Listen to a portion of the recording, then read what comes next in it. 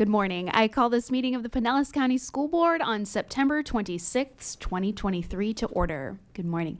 This morning's invocation will be given by Pastor Joyce Stone from the Christ Cornerstone Church.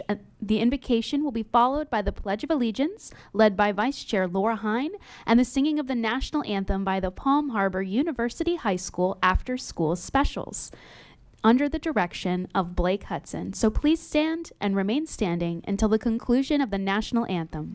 Pastor Stone, would you please share the invocation with us?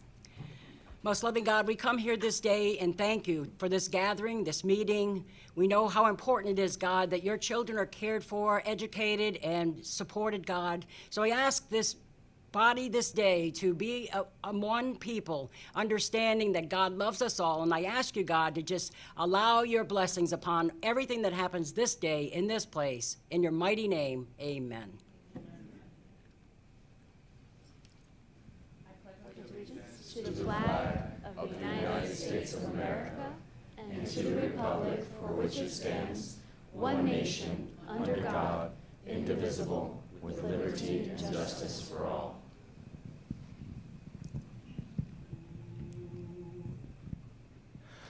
Oh, say, can you see by the dawn's early light what so proudly we hailed at the twilight's last gleaming, whose broad stripes and bright stars through the perilous fight o'er the ramparts we watched were so gallantly streaming, and the rockets ran glad, the bombs bursting in air gave proof through the night that our flag was still there.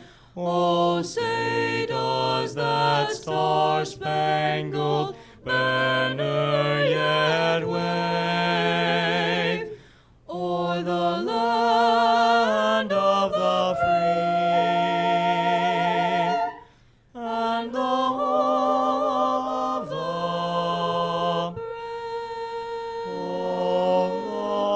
brave?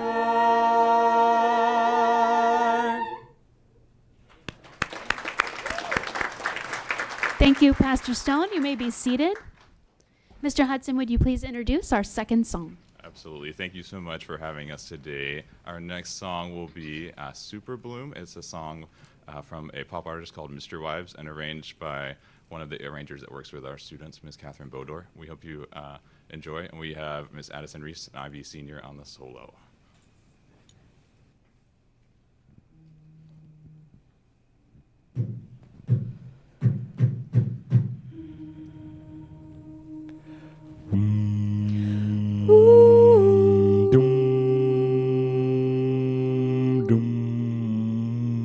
Resilient little thing, just like Mama made you. No one has to save you.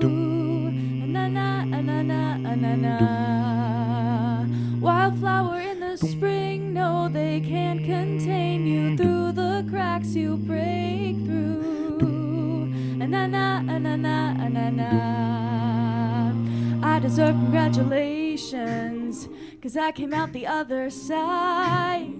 I've been having revelations, and I'm gonna let them shine. I deserve congratulations. I never thought that I'd survive.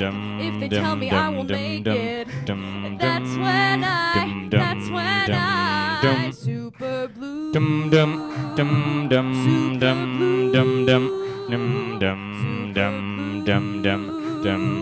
Super blue. Resilient little thing, just like Mama raised you, so you've got that wildfire in your soul. Don't you ever let it go. Make it burn so bright that they all know I deserve congratulations, 'cause I came out the other side. I've been having revelations, and I'm gonna let them shine. I deserve congratulations. I never thought that I'd survive. If they tell me I will make it, That's when I super blue.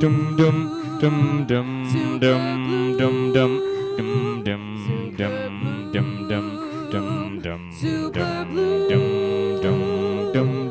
Never rained in the desert till I pick me for the very first time. It's darkest before the sunrise. That's when I never rained in the desert till I pick me for the very first time. It's darkest before the sunrise. That's when super bloom, super bloom, super bloom, super bloom.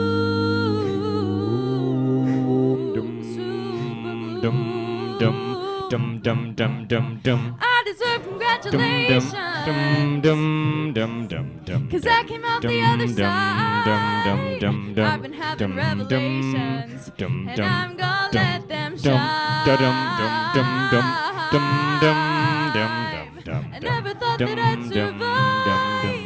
If they tell me I won't make it, that's when I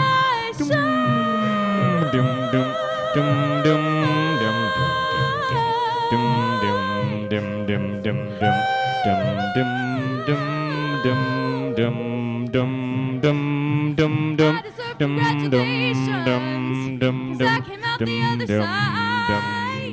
I've been having revelations. That's when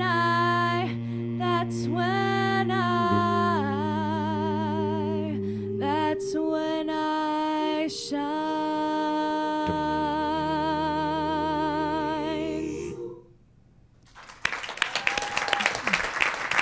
And together for the Palm Harbor University High School's After School Specials. Thank you very much, Mr. Hudson. That was outstanding. Fabulous job. Wow. So much talent in that group. Now I would like to introduce today's video. Pinellas County Schools has so many extracurricular and athletic opportunities for our students. And this year, bowling went district-wide in our high schools. So let's take a look at our bowling teams at Pinellas County Schools. I joined the bowling team because I've always loved bowling, and I always wanted to bowl, and so I got in the Northeast, and I found out they had a bowling team, so I had to join it. This year, everybody wanted to be involved. A lot of excitement. I think it's a sport that anybody can do. Not anybody can be great at it, and it's another thing in school that can get their participation and their interest. We got around 15 people for the boys on our team, and around 10 of them are all people that I've been hanging out with since freshman year, some of them even longer. Some of my friends I've known from elementary school, and we're all bowling together. And originally it was something like, oh, it's just bowling, it's not gonna be that serious. And now we're out here competing well and bowling well and improving every day. I think I'd say my favorite part of bowling for sport is that it's not a defensive sport. So you don't have to compete against other people, and how you perform is never based on how the other team performs against you. It's all personal bests and you constantly improving. And I think it's easier to show improvement and be able to be more confident with how you're improving in the sport. So now all the high schools got a bowling team. That's great, because now a lot more people can come and bowl, and we can potentially get better bowlers, more competition, and just make it more fun games. All right. And now our Public Information Officer, Ms. Isabella Mascarenes, will introduce our professional and community organizations who are present this morning. Welcome. Thank you. Good morning, Madam Chair, members of the board, Mr. Hendrick, and staff. It is my pleasure to introduce the following representatives of community and professional organizations. From the Pinellas Classroom Teachers Association, Lee Bryant, President. Representing the North Pinellas League of Women Voters, Debbie Intrican. From the Pinellas Arts for a Complete Education Coalition, Maria Cantones. Today we have a presentation from the Student Rights and Responsibility Committee. Please welcome students Esther Paloma Brantley Monroy, Kayla Tui, and Lucas Fonseca from Palm Harbor University High School, and their principal, Teresa Patterson.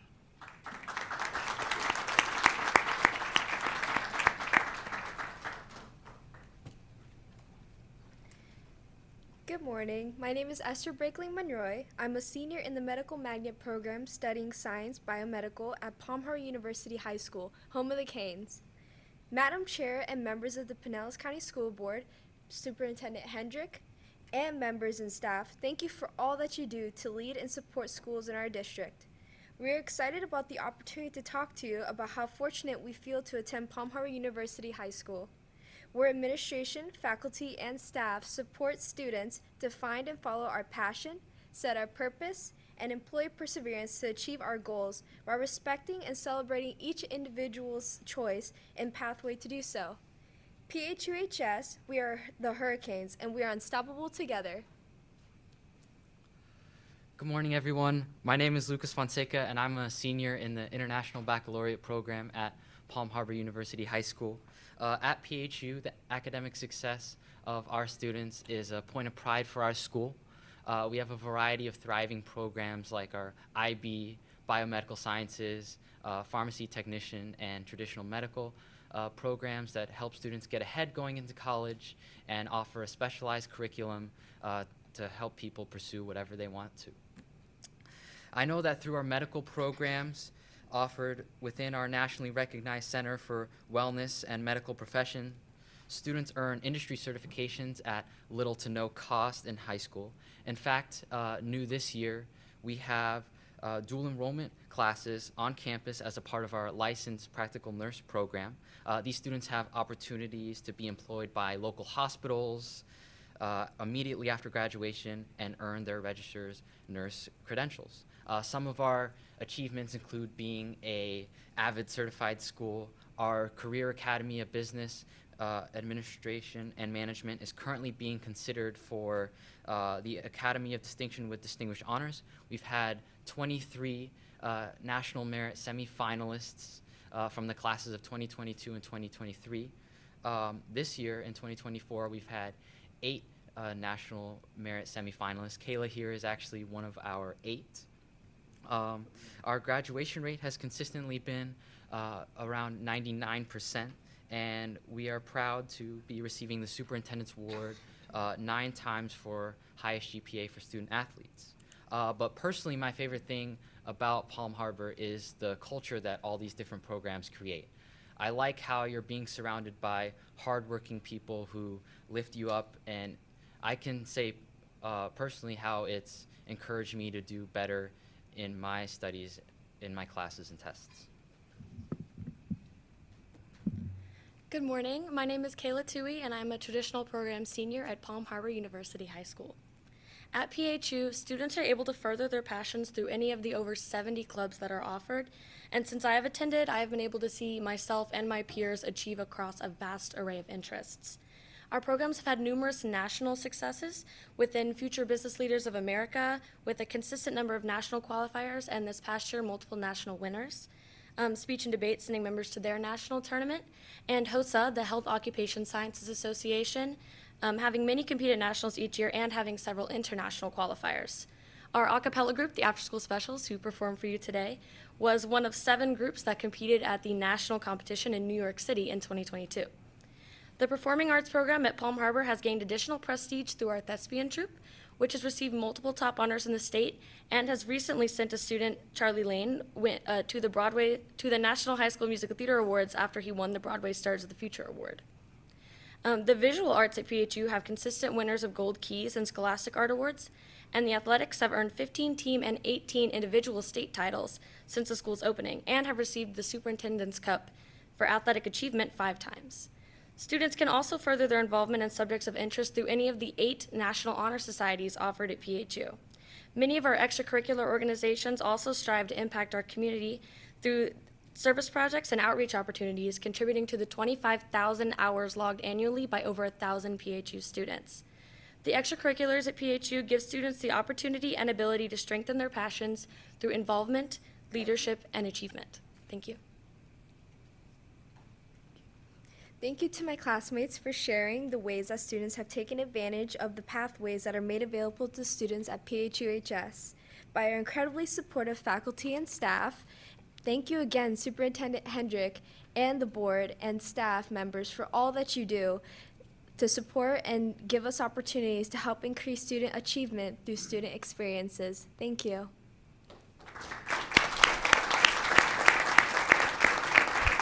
Thank you so much to all three of you for sharing about your school and being here this morning. Thank you for that fantastic presentation. And also to Principal Teresa Patterson, who is with you this morning. Thank you for being here. Yes. Thank you to everyone from Palm Harbor University High School. And now, Mr.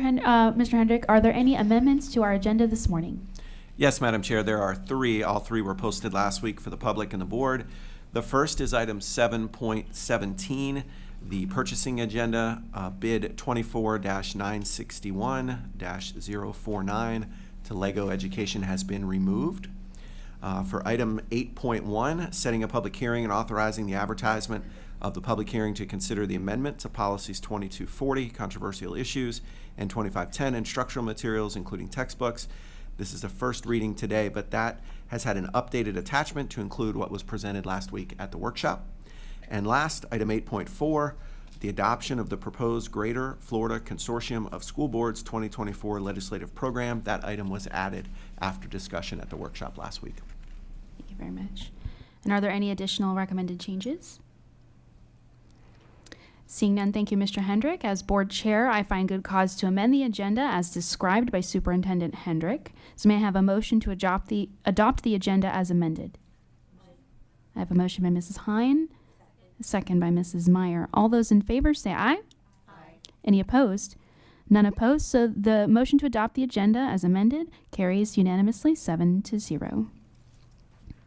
With that, we will begin our special order. May I have a motion to approve item 4.1, the presentation of the proclamation observing Disability, History, and Awareness Weeks during the first 2 weeks of October 2023. I have a motion by Mrs. Long and a second by Mrs. Edmond. And Mr. Hendrick, would you please introduce the item? Thank you, Madam Chair. I'd like to call up Lynn Mowat, Executive Director of Exceptional Student Education, to share this proclamation and some information about how we'll implement it in our schools. Thank you. Good morning, Madam Chair, members of the board, Mr. Hendrick, staff, and community. During the first 2 weeks of October, we will celebrate Disability Awareness Weeks. During this time, schools should engage in activities that support the history of disabilities and promote awareness. In Pinellas County, we serve over 14,000 students with disabilities. We continue to provide opportunities for inclusion and quality programs and services. We have also placed a focus on universal design for learning, highlighting the importance of access for all. Many of our students have graduated and have become employees of Pinellas County Schools. Throughout these 2 weeks, schools should support activities that promote positive attitudes towards the successful inclusion of students with disabilities, increase respect and acceptance of individual differences, increase understanding of disabilities and related social issues, and facilitate the development of literacy and language arts skills through activities about disability awareness. Thank you for acknowledging the importance of our students and adults with disabilities and the positive impact they have on our system and our community. Thank you so much, Mrs. Mowat. Thank you for that. And now we'd like to invite Mrs. Long. Could you please read the proclamation? Disability, History, and Awareness Weeks. Whereas the Pinellas County School Board recognizes the important contributions and achievements of individuals with disabilities, and whereas during this 2-week period, students may be provided intense instruction to expand their knowledge, understanding, and awareness of individuals with disabilities, the history of disability, and the disability rights movement. And whereas the goals of disability history and awareness instruction include a better treatment for individuals with disabilities, especially for youth in our schools, and increased attention to preventing the bullying or harassment of students with disabilities. B, to encourage students with disabilities to develop increased self-esteem, resulting in more students with disabilities gaining pride in being an individual with a disability, obtaining post-secondary education, entering the workforce and contributing to their communities. And C, reaffirmation of the local, state, and federal commitment to the full inclusion in society and the equal opportunity for all individuals with disabilities. And whereas public awareness, knowledge, and understanding of disabilities promotes full participation by students with disabilities into school and community activities. Increased knowledge of individual contributions by people with disabilities advances inclusive communities. Now, therefore, the School Board of Pinellas County does hereby recognize the first 2 weeks of October as Disability History and Awareness Weeks in Pinellas County Schools. And we call on all citizens of Pinellas County to celebrate the many contributions individuals with disabilities makes to Florida, to our nation, and to the world. Signed this 26th day of September, 2023. And I want to say, Ms. Moen, and to the audience, this one touches my heart. I spent, 35 years teaching special needs. It was the most wonderful career. It was, every day I got something wonderful out of it. And even today, the kids come back. My own child had a severe disability, and Pinellas County Schools worked so hard. He graduated with a regular diploma, and he is now working full-time, and he is doing fantastic. And that's because of the loving, caring school community that we have, and the community outside of our schools. Every individual has the right and needs to do the best to their ability, and we're doing that in Pinellas County Schools. Thank you. Thank you very much, Ms. Lambert. I think you summed it up, but are there any other comments from the board before we take the vote? All right, thank you so much. We have a motion on the floor by Mrs. Long and a second by Ms. Edmond to approve item 4.1, the presentation of the proclamation observing Disability History and Awareness Weeks during the first 2 weeks in October 2023. All in favor, say aye. Aye. Any opposed? None, and the motion to approve item 4.1 passes unanimously 7-0. Moving on to 4.2, may I have a motion to approve item 4.2, the presentation of the proclamation designating October 2023 as National Physical Therapy Month? So moved by Ms. Cook and a second by Mrs. Meyer. Mr. Hendrick, would you please introduce the item? Thank you, Madam Chair. I'd like to call Jody Becker, our coordinator of physical therapy, and she'll share a little bit more about this proclamation. Mrs. Becker. Good morning, Madam Chair, board members, Mr. Hendrick, staff, and community members. October is recognized as National Physical Therapy Month, sponsored by the American Physical Therapy Association. Celebrating National Physical Therapy Month in our public schools is important for several reasons. It raises awareness about the crucial role that physical therapists play in the well-being and development of students with special needs. It educates students, parents, teachers, and administrators about the benefits of physical therapy in enhancing physical abilities, mobility, and overall quality of life. It serves as a platform for advocating for the importance of PT services in schools. It highlights the positive impacts of these services on students' academic achievement, social interactions, and overall participation in school activities. It promotes inclusivity within the school environment. It emphasizes the value of providing equal opportunities for all students, regardless of their physical abilities. It helps encourage collaboration among the different professionals in our schools, ensuring a holistic and comprehensive approach to supporting our students with special needs. And it provides an opportunity to recognize and appreciate the hard work and dedication of the physical therapy staff in our schools. It acknowledges their contribution in helping students overcome challenges and reach their potential. Pinellas County physical therapy staff play an important role in supporting student achievement through improving students' physical abilities and promoting their functional independence. In addition, they continue to train all medical behavioral associates across the county in proper transfer training and lifting techniques and proper use of adaptive equipment for maximum safety for our students with special needs as well as our staff. Each one of our PT staff members demonstrates the core values of commitment to children, families, and the community, responsibility, and connectedness in all they do for their students' families, and the schools they serve. I am proud as the coordinator for OT and PT to represent and recognize our physical therapy staff for all they do each and every day on behalf of Pinellas County Schools students. Thank you for taking the time to recognize them today. Thank you, Ms. Becker. And Ms. Peters, would you please read the proclamation? Yes, thank you, Madam Chair. Whereas the Pinellas County School Board encourages options for an active and healthy lifestyle for all students, and whereas the Pinellas County School Board speaks for the best interests of the students in recommending physical therapy by a licensed physical therapist to achieve safe physical access to the curriculum, and whereas through a national effort, the Pinellas County School Board and community members are encouraged to join together to raise awareness of the importance of physical therapy during the month of October 2023. And whereas this effort will bring awareness to our schools, community, and nation of the roles of physical therapists in schools. Now, therefore, the School Board of Pinellas County does hereby proclaim October 2023 as National Physical Therapy Appreciation Month in Pinellas County Schools, and in doing so urges all citizens to join in a national effort to raise physical therapy awareness. Signed this 26th day of September 2023. Thank you very much. Are there any discussion from board members?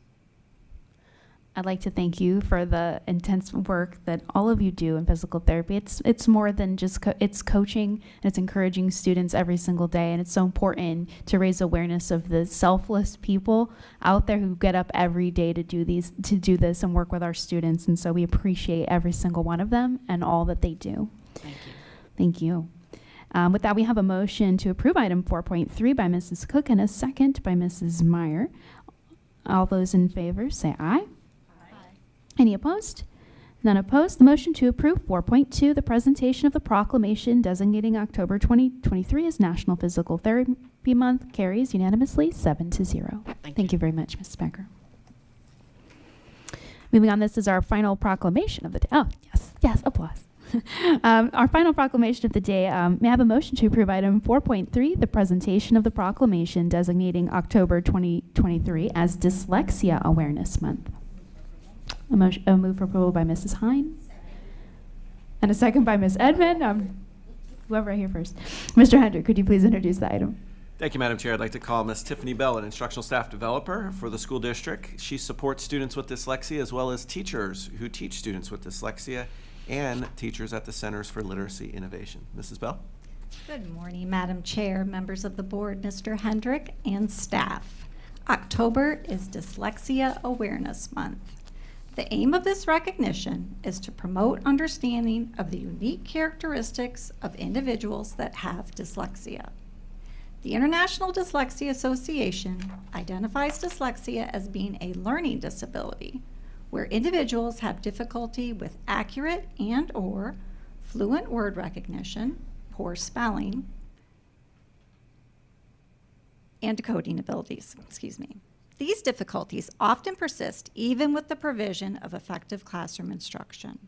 Secondary consequences of dyslexia may include poor reading comprehension, reduced reading experience, which then affects vocabulary acquisition and background knowledge. We continue to grow our training for all stakeholders in identifying characteristics of dyslexia. In grades K through 2, we have the LFAC assessment, which identifies students' needs in the area of foundational skills. In grades 3 through 5, teachers also have access to screening tools to determine whether word reading accuracy and rate could be impeding their ability to read and comprehend grade level text. This system of gathering data across all grade levels will support teachers in their implementation of strategic, systematic, and explicit reading instruction. We are also excited to report that our Center for Literacy Innovation program continues to grow and experience success. Our CLI program at Eliza Nelson is now in the 5th year of implementation. Midtown Academy and Palm Harbor are in the 3rd year of implementation. We look forward to watching our students succeed and make progress in each of our programs this year. We would like to thank the teachers and administrators who support our programs. Thank you. Thank you so much, Ms. Bell. And Mrs. Hine, would you please read the proclamation? Yes, thank you, Madam Chair. Whereas the Pinellas County School Board recognizes that dyslexia is defined as an unexpected difficulty in reading for an individual who has the intelligence to be a much better reader, and due to a difficulty in getting to the individual sounds of spoken language, which affects the ability of an individual to speak, read, spell, and often to learn a language. And whereas dyslexia is the most common learning disability and affects 80 to 90% of all individuals with a learning disability, and that early diagnosis of dyslexia is critical for ensuring that individuals with dyslexia receive focused, evidence-based intervention that leads to promotion of self-awareness and self-empowerment and the provision of necessary accommodations so as to ensure school and life success. And whereas an individual with dyslexia may have weakness in decoding or reading fluency and strength in higher level cognitive functions such as reasoning, critical thinking, concept formation, or problem solving. And whereas the Pinellas County School Board celebrates that great progress has been made in understanding dyslexia on a scientific level, including the epidemiology and cognitive and neurobiological basis of dyslexia. And now, therefore, the School Board of Pinellas County does hereby proclaim October 2023 as Dyslexia Awareness Month in Pinellas County Schools, and in doing so, urges all citizens to recognize that dyslexia has significant educational implications that must be addressed. Signed this 26th day of September 2023. Thank you very much, Mrs. Hine. Is there any discussions or comment from board? I would just say I've definitely heard from several in our community the impact in the last several years of the focus with the LFAC and also training our K-2 teachers on how to identify and assess and get them to those services earlier rather than later, and then also about our Centers for Literacy Innovation. So thank you so much. It's having an impact. Thank you. Thank you so much, Mrs. Bell. We have a motion on the floor by Mrs. Hine and a second by Ms. Edmond to approve item 4.3, presentation of the proclamation designating October 2023 as Dyslexia Awareness Month. All in favor, say aye. Any opposed? None. The motion to approve item 4.3 passes unanimously, 7-0. Thank you very much. Thank you for the presentation.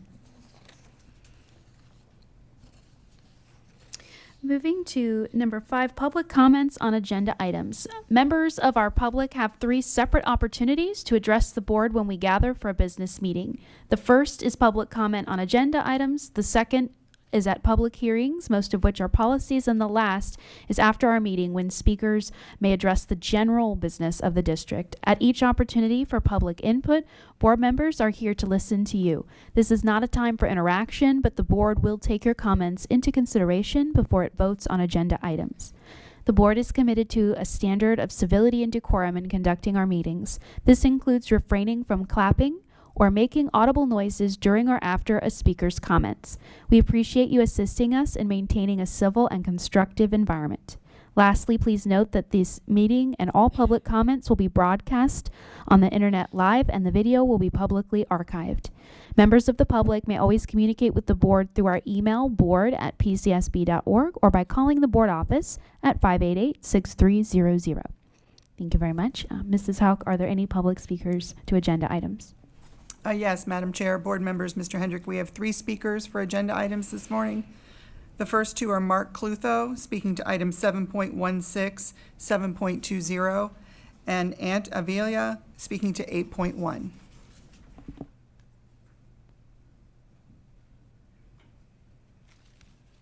Mark Clutho, Largo, 7.16. Your priority list for expenditure of state capital outlay. Oh man, what a joke this is. All we need to do is look at what's happened so far. For instance, that new building at the Clearwater High School. You don't get the building oriented right this way, it's wrong this way, and that west wall all glass. And you're going to spend capital outlay money? More appropriately, it would be wasting the taxpayers' money. And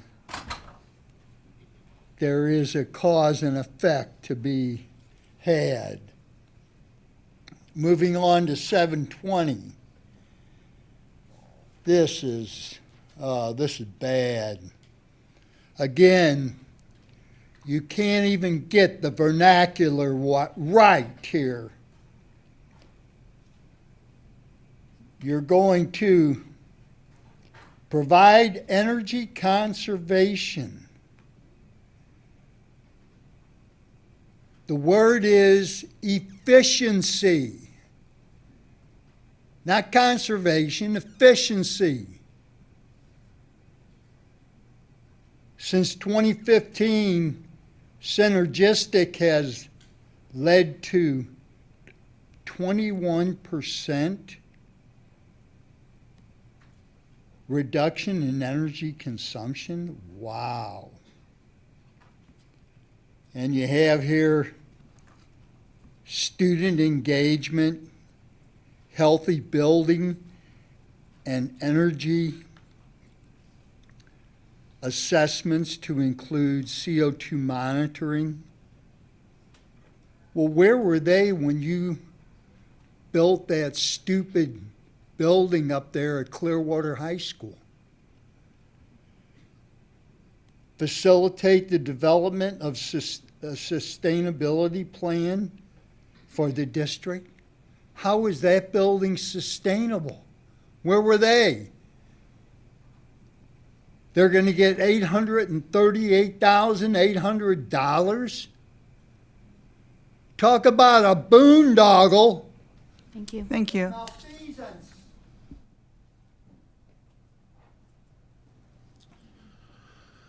Good morning, members of the board and superintendent. Thank you for allowing me to speak this morning. Speaking on agenda item 8.1, it seems that a review of the policies around instructional material is to be had by the board. And I don't think I said my name. I'm Aunt Avila. I am a community organizer with Equality Florida, and we would like to implore the board when considering policies of this nature to ensure that the rampant hate-filled attempts at book banning and actual book bans are not allowed in this policy making, that this policy is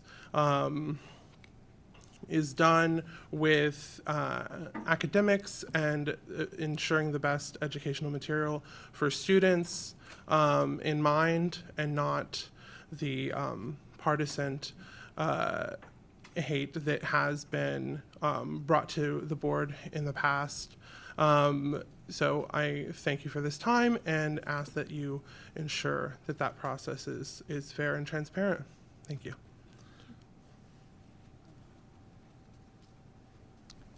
The next speaker is Nicole St. Ledger, speaking to item 8.3.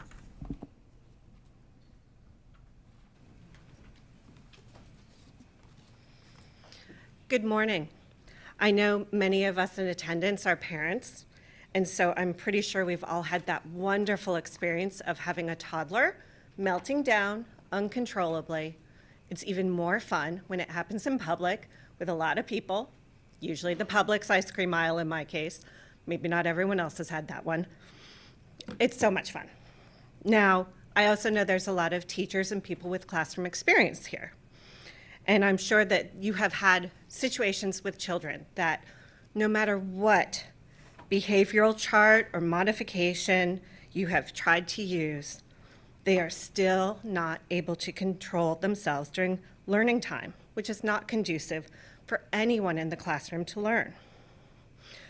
Do you know that those two separate things are actually caused by the same event happening in the brain? What I'm talking about is the neuroregulation of the physiological state. I know, big words. Easier to hear as top-down or bottom-up behaviors. Top-down behaviors is what we want and need in classrooms. This includes self-regulation, self-restraint, being able to use words, logic, and reasoning. When children are in the top-down part of the brain, they're able to learn reading, math, science, music, art, differential equations. Ms. St. Ledger, I'm sorry, I apologize. I'm the one speaking over here. So, Yes. so you've signed up to speak to agenda Yes. item 8.3. So Yes, I assume you'll be I'm- speaking to that contract This soon. is exactly what I'm going to. Thank you. Bottom-up behaviors are disruptive to the classrooms. Many people think that these behaviors are chosen, but the science is realizing that these behaviors are affected by stressors outside of the classroom that affect the instinctual fight or flight reaction in the body. The way children thrive in school is being able to be in that top-down part, not the bottom-up. However, for our unhoused community, that means having extra support to help them reduce the stress and feel safe. That's how kids stay in the top-down part of the brain. Keeping 8.3, making sure that we are having that extra mental health support for this community is imperative for these children's school success and their families. We have seen it before in other situations where we have been able to provide free food to children, and they are able to succeed at a higher rate in schools. And we've expanded that. These children need the extra help, mental health supports to be able to succeed in school twos. And maybe, as we see success there, we will be able to see success continue with other students too. Thank you. Madam Chair, there are no more speakers for agenda items. Thank you, Mrs. Howe. With that, we have one item under unfinished business. So may I have a motion to approve item 6.1, the public hearing to consider the amendment to policy 2250, fundamental schools and magnet programs. The motion by Mrs. Long and a second by Mrs. Hine. All in favor say aye. You want to introduce it first? I'd like to introduce Sorry, it we first. had- Thank you, Madam Chair. We had that wrong. So we're going to introduce the item and then we'll take a vote. So Thank you. So I'd like to call up Ellen Truskowski, our Director of Student Assignment, School Demographics, and School Capacity. She's going to walk us through the annual district application program updates, and as well as tell us about some important dates that are coming for families to engage in next year's school choice. Thank you. Madam Chair, school board members, Mr. Hendrick, and staff, as discussed at the August 22nd board meeting, amendments to policy 2250, fundamental schools and magnet programs, are being proposed. Among these changes are 4 new programs. We do have one change since the first reading, and that is with the veterinary programs to align the same transportation as application areas as the current Centers for Medical and Wellness Professions. So they will have the same application and transportation areas as those. For a full update of all the changes, you have the summary proposed change document. We have some upcoming dates not too far away, starting on October 16th with a Facebook and YouTube live event, kind of walking families over the process of what district application programs are, as well as some things to do and look for and how to research finding the best fit for them. We have a new change with the special assignment request for the next year. We'll be opening on November 6th this year and running through November 17th. We have discovery nights that'll take place throughout the month of November and December. We also have a VPK pre-K application period opening up right after the Thanksgiving break, with application and acceptance periods starting in January and February. For a full listing of all upcoming dates, just check out the district website and we will go from there. But thank you so much for consideration of the changes. thank you very much, Mrs. Truskowski. Thank you. Mrs. Hauk, are there any speakers to this public hearing? No, Madam Chair, there are no more speakers for this item. All right, board members, is there any discussion on this? Ms. Edmond? Thank you, Mrs.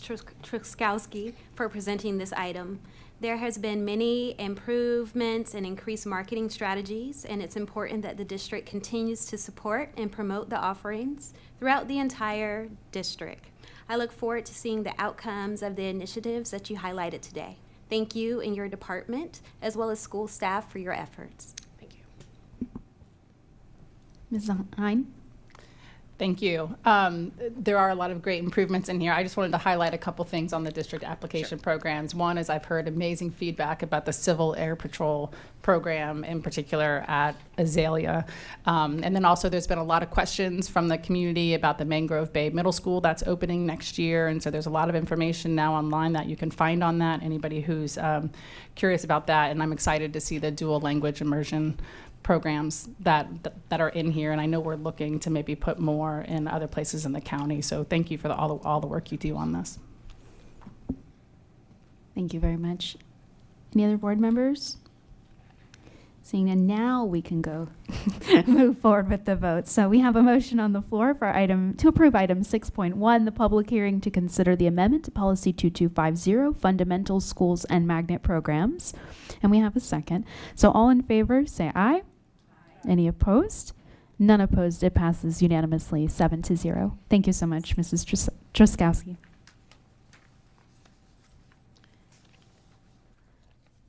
And now we will move to our consent agenda. May I have a motion to adopt the consent agenda? I have a motion by Mrs. Meyer and a second by Mrs. Long. All those in favor of the consent agenda, say aye. Aye. Any opposed? None opposed. The motion to adopt the consent agenda passes unanimously, 7-0. And we have several items under non-consent. So we'll start with the first 8.1. May I have a motion to approve a public hearing and authorizing the advertisement of the public hearing to consider the amendment to policies 2240, controversial issues, and 2510, instructional materials, including textbooks. And this is the first reading. So I move for approval by Mrs. Hine and a second by Mrs. Peters. Mr. Hendrick, would you please introduce the item? Thank you, Madam Chair. As you know, we've workshopped this twice now in the last several months. This policy is in compliance with state law as well as the most recent state board rule that came down governing this. And it is an update, obviously, to our previous policies that have been in place. So I'd like to call up our Director of Strategic Planning and Policy, Leanna Eisen, to give you a few more details. Mrs. Eisen. Good morning, Madam Chair, Mr. Hendrick, board members, staff, and community. Today, we're recommending revisions to policies 2510, instructional materials including textbooks, and 2240, controversial issues, in accordance with House Bill 1069 and the most recent guidance from the State Board of Education meeting in August, all of which we've discussed at the July and the September school board workshops. We'll begin with the amendments to Policy 2510, instructional materials, including textbooks. We've made a handful of technical edits, including updating the Chief Academic Officer title and statutory reference formatting. We've removed procedures from the policy, as we have been doing with each policy that we review and update. We've added the definition of library media materials using the statutory language. We've broadened the language regarding the form used to file a formal objection and designated a point of contact for formal objections because the bill requires districts to use the state prescribed form and to designate a point of contact for submission of the form. We're continuing to use our district form until the state's form is available to us. Following receipt of an objection, the District Instructional Materials Review Committee will be appointed by the superintendent to review the objection and the materials. While we recommend a single district-wide review committee, we have not removed the schools from the process. We have removed the burden of the process from the schools. And the committee will include teachers as well as 3 parents. House Bill 1069 also requires that parents of students who have access to the material are involved in the review process and committee. The structure and process of the District Instructional Materials Review Committee will remain constant, but the people on the committee will change based on their expertise on the grade level and subject of the objected material. The challenged materials will remain in use unless otherwise required by law, and the law requires material that is objected to on the basis that it is pornographic, harmful to minors, or describes sexual conduct must be removed within 5 days of receipt and remain unavailable until the objection is resolved. Additionally, as required by law, the committee meeting will be noticed and open to the public. The public will have the opportunity to speak to the objection for 3 minutes, just like they do at a school board meeting. The decision of the committee will be applied district-wide and serve as the school board's final action, and an appeal of the process would follow state law, which would be filed and heard at the state level. Amendments to Policy 2240 simplify who should review the potentially controversial materials to read in accordance with law instead of listing specific people or groups. And it reflects the recommended changes for the Instructional Materials Review Committee. With that, we recommend setting a public hearing for November 14th, 2023. Thank you very much, Ms. Eisen. Is there any discussion from board members on this first public hearing? Ms. Edmond. I would just like to acknowledge the work of staff, committee members, and those who have provided feedback regarding these agenda items. As I've mentioned previously, when the policy was originally brought forward, it remains subjective. The ability for inconsistent application remains, and clear guidance has not been provided by the state. The changes in the policies do not indicate that past decisions made by school-based review committees will be upheld. It also reduces the ability for parents and school community to decide on the issue impacting their school/students, other than providing public comment. It now will also have district-wide implications. Another aspect of the policies is the fact that if the policies pass, procedures are created which may or may not exactly reflect everything within the policy. It is important to reiterate the superintendent and designated staff have and always have had the ability to remove materials by law. Thank you. Thank you, Ms. Edmond. Ms. Hine. I think I'll share a few thoughts as well. Thank you, Mrs. Edmond, for yours. These policies are being updated again due to legislative updates that happened, but also because of experiences we had this spring, really the first time in recent history we've managed objections. And I attended some of them at that school level, and it was difficult and burdensome. I know that there's a worry when things get brought up to a higher level. But what I want to say is, in our extensive discussions in our workshop around this, I think we were very clear about requesting that the primary people who make up these committees are school-based personnel, so that it is school-based personnel who are reviewing and making these recommendations, including the parents and the teachers and librarians. I also think that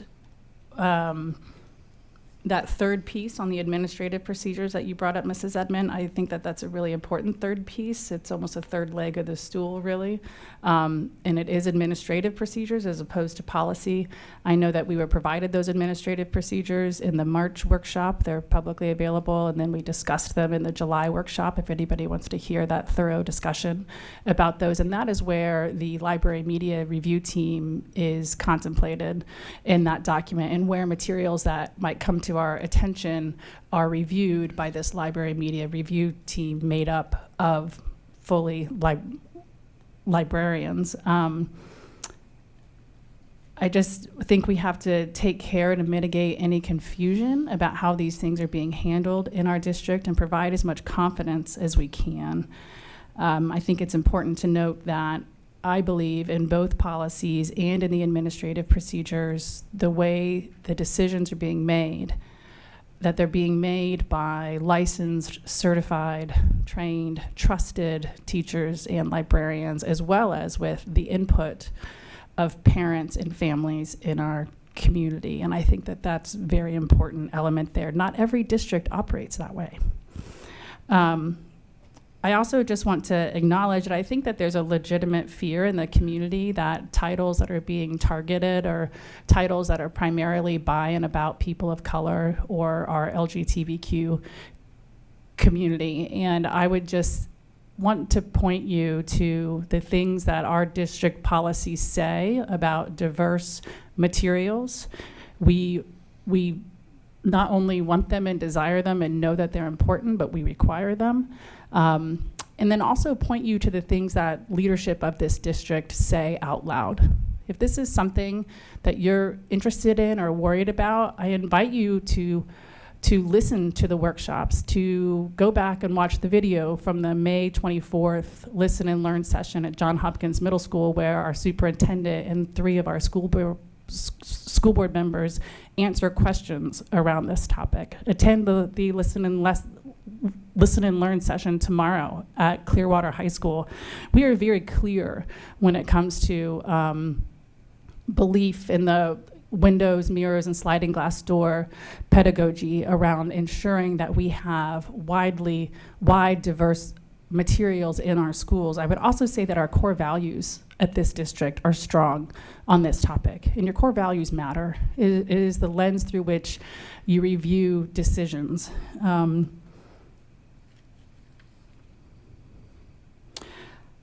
So I just wanted to acknowledge that, because I think that's where a lot of the concern is coming from. And I feel confidently in the leadership of this district when it comes to that concern. And we do have to prevent, because of, not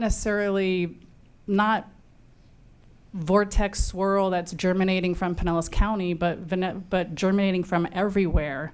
I used to think that swirl just kind of lived in Tallahassee and those people could kind of deal with that, and now I feel like it reaches our classrooms sometime, and I think that's a shame. And so we do have to prevent any self-censorship by our teachers. And so if you're engaged in our schools and you're talking with our teachers, just please continue to encourage them and let them know that you trust them and value them to select appropriate, strong, diverse materials for our students, and to keep putting those important titles out there.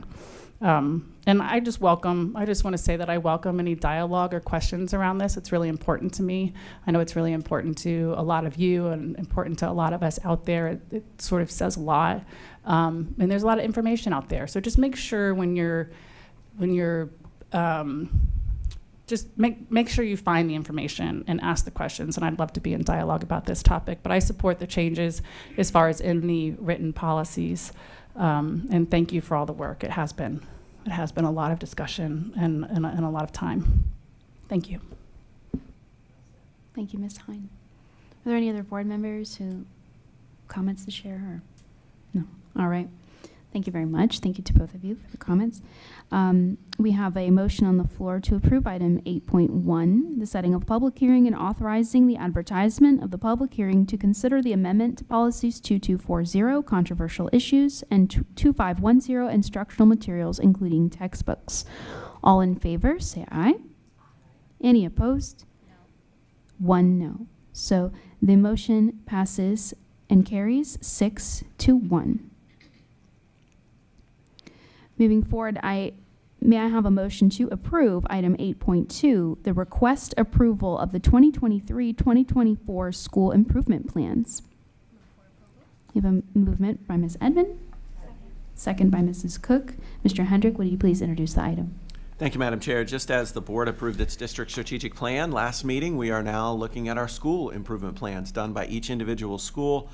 And in addition to the 26 pages required by the state, we have each school put together a one-pager so that they're easily accessible to families and the public to know what are the big things that schools are working on, and that's part of what you'll see on our website as well. So Mrs. Eisen, our Director of Strategic Planning and Policy, will share a few more details. Mrs. Eisen. Today we're presenting the 2023-2024 school improvement plans for approval. All of the school improvement plans are currently posted on the district website. The school improvement plans are aligned with our district strategic plan, of course. Throughout the summer, school leadership teams worked alongside the teaching and learning staff, the area superintendents, and the climate and behavior staff to develop their plans. Schools were provided support through written resource guides, 16 online office hours sessions, an in-person full-day work session, and one-on-one support. When staff and students returned to campus, the school's draft school improvement plan was reviewed with the staff and the school advisory committees, and their input was collected, and the improvement plans were updated accordingly. School improvement plans are iterative documents and continue to be monitored and refined. Following your approval, they will be reviewed by the State Department of Education. Please note, we are using the state school improvement plan template because it meets all the statutory and rule requirements and incorporates all the ESSA components required for support and improvement plans. The school's data will be automatically updated by the state at a later date, so as you check back on those throughout the year, you will see some of that data populated over time. The new state template also includes a Title I section, which is optional for our schools, and it includes a budget section, which they have specifically identified is only to be used by schools that qualify for the Unified School Improvement Grant. Schools will submit their mid-year reflection in February, and the district website will be updated following those mid-year reflections for all of the new school improvement plans. In the meantime, school improvement plans, once they're approved by the State Department of Education, are posted also on the State Department of Education website. Thank you for the opportunity to present the 23-24 school improvement plans today. Thank you, Ms. Eisen. Are there any discussion by board members? Ms. Hine, did you relate on? No. I would like to say thank you so much for all of the work from staff. Every year I look at the school improvement plans and I'm overwhelmed by the amount of data that is assessed and by the amount of work put in by staff to create these. I think it is second to our strategic plan, some of the most important documents in our district, because that's what moves us forward, continues to help each staff member innovate and creatively move in a better direction, always improving ourselves, our practices, our policies, and what we have continued to strive to do as a district, and incorporating our strategic plan into those individual school improvement plans is what's going to continue to move us forward as a district so that we can achieve some of our goals, like attaining an A school district is one of our goals. And so each school improvement plan is really what makes the difference as it trickles its way all the way down to the classroom and to our students improving on their education. And so I thank you, and I thank the entire department and all of the work from each principal and staff and just so many staff members who contribute every year to this incredible amount of work. And I thank you so much for presenting today. With that, we have a motion on the floor by Ms. Edmond and a second by Mrs. Cook to approve item 8.2, the 2023-2024 school improvement plans. All in favor say aye. Any opposed? There are none, so the motion for 8.2 passes unanimously, 7-0. Thank you very much, Ms. Eisen. Thank you. And now may I have a motion to approve item 8.3, the request for approval of the renewal agreement with Directions for Mental Health, Inc., Family Works, not exceeding $480,762 per year. I heard a motion by Ms. Edmond and a second by Mrs. Long. Mr. Hendrick, would you please introduce the item? Thank you, Madam Chair. A couple months ago, you approved the mental health allocation plan, and we had a discussion about that at the workshop. This sounds similar, but it is not. This is a different item funded completely separately. And to explain a little bit more, I've asked our Executive Director of Student Services, Donna Sicilian, to tell us about the work of this allocation. Thank you, Superintendent Hendricks, school board members, and staff. I really am grateful for this opportunity to be before you this morning to present another opportunity to continue your support of some of our most vulnerable students and families, and that is our families experiencing homelessness. So we had received from the American Rescue Plan funds specific for the serving of this population, and we have engaged in a contract with Directions for Living. That contract does expire at the end of this month. There are funds remaining. This contract allows us to continue to spend those funds that were designated for this purpose. We also wrote into a Title IX grant for additional funding for mental health services specific, so they will be adding a licensed mental health therapist to the team. I also wanted to mention that I'm aware that Directions for Living is seeking opportunities in the community to get additional funding from other resources to serve the population and to continue and sustain and even expand the work that we've started here with this partnership. So you've heard me say before how schools are that microcosm of what's happening in society. This is another example of that. I'm sure we're all well aware of the affordable housing crisis that our county and our families that live here are in.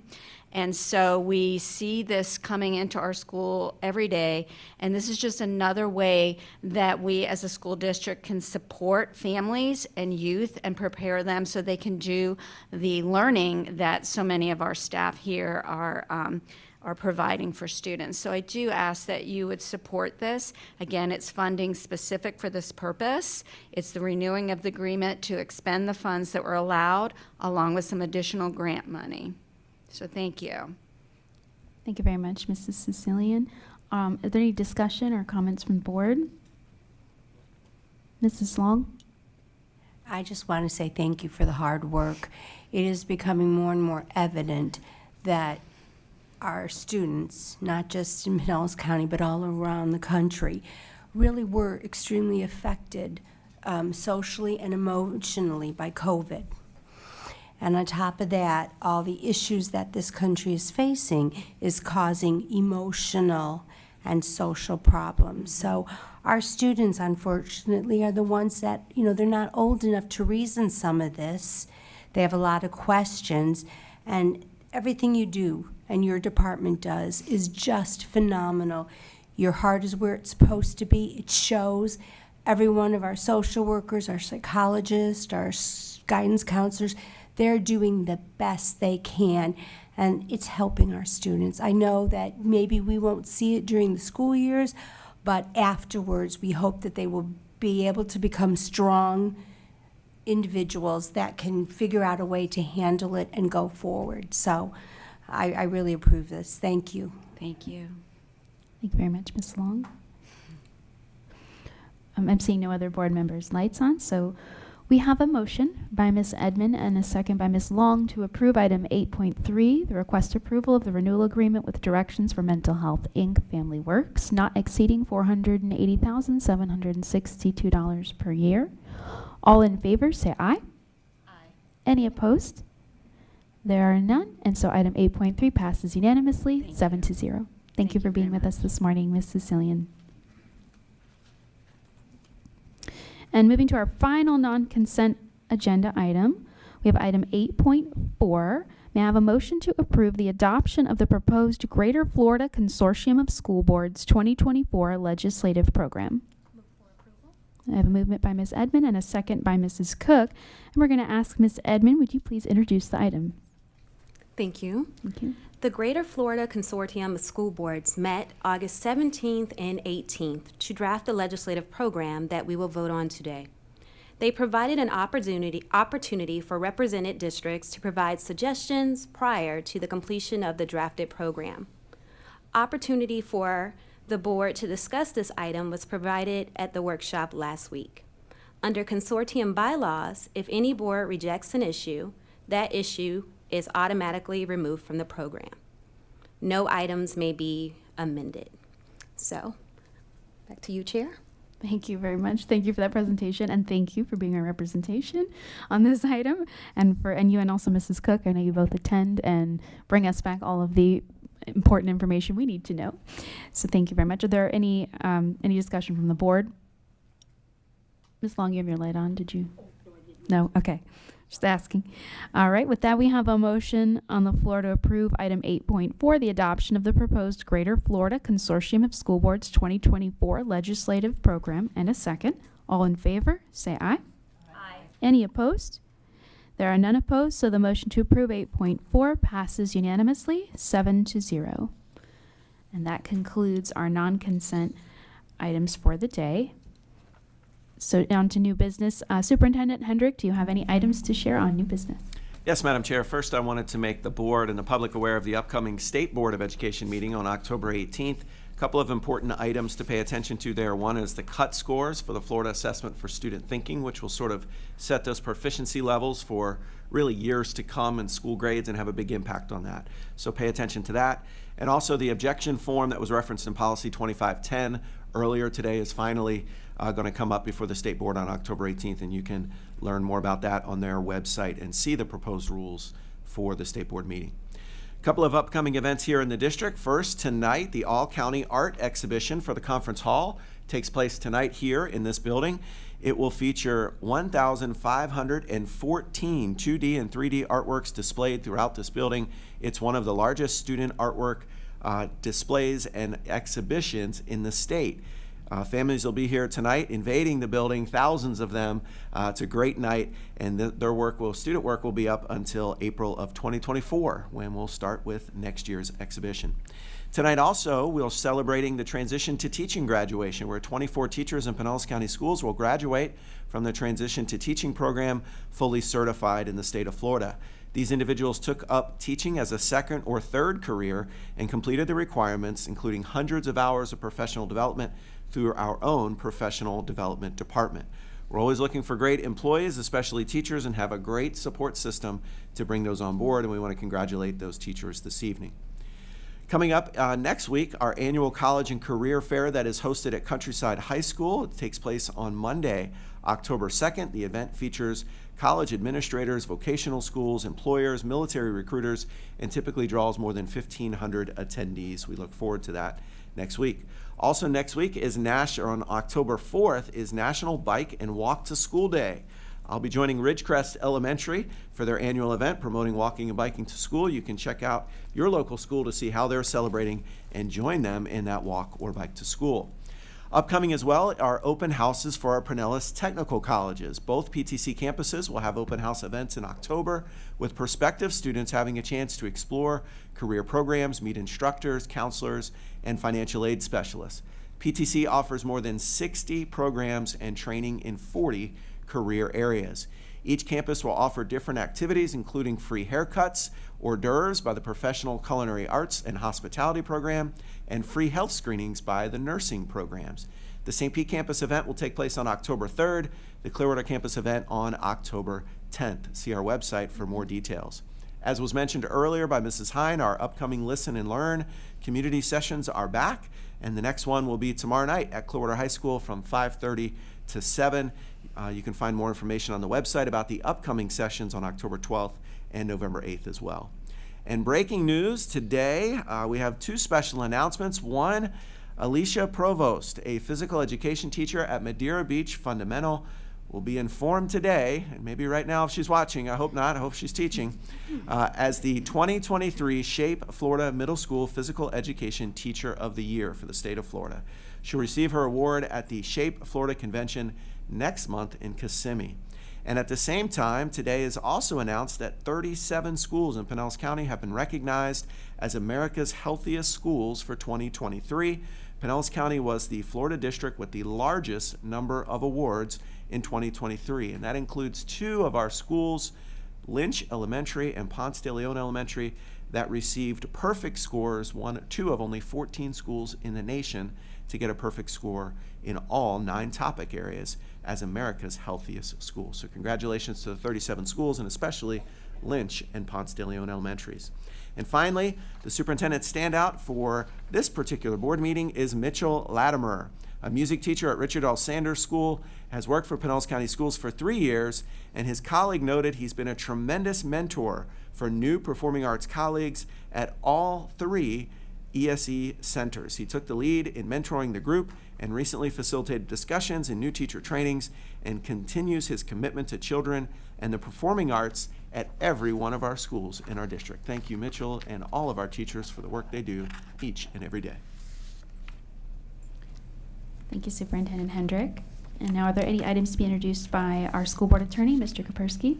Madam Chair, there are no items to be introduced. Thank you. Thank you. Any items introduced by the board members? Oh, Ms. Long. Yes, I just want to notice that the Equality Florida has members here today. It's nice of you to come out. and get involved in our schools. And I appreciate that.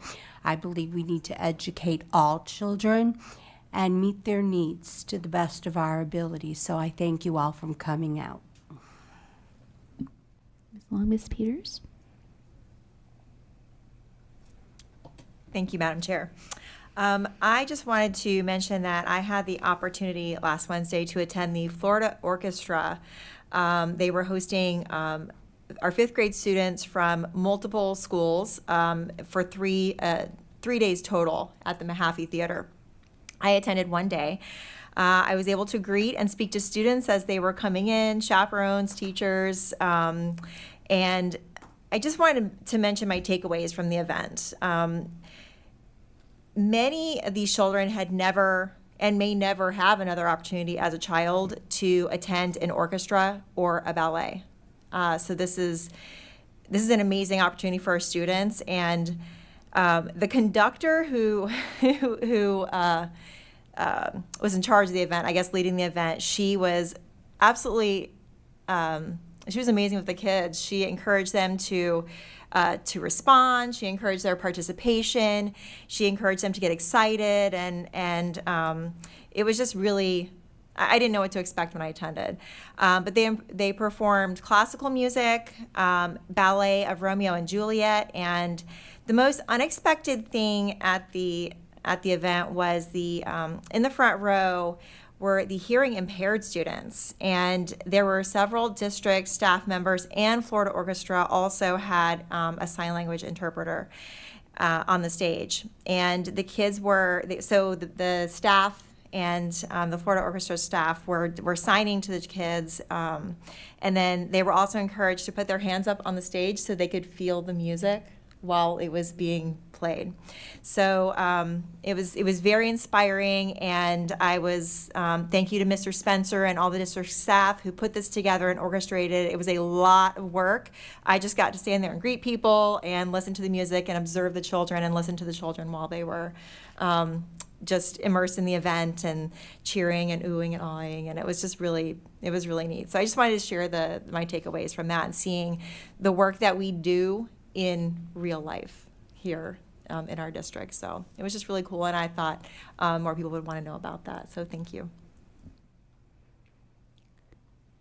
I'm not seeing any other lights, but I want to thank you for mentioning that, because it's such a highlight on student experience, which has been a focus of our district from last year and moving into this year. And that's just one of the many incredible opportunities that we also want to thank the citizens of Pinellas County, because if it weren't for our referendum, we couldn't offer programs such as this, where students are getting those experiences in the arts that they may not ever have another opportunity to see.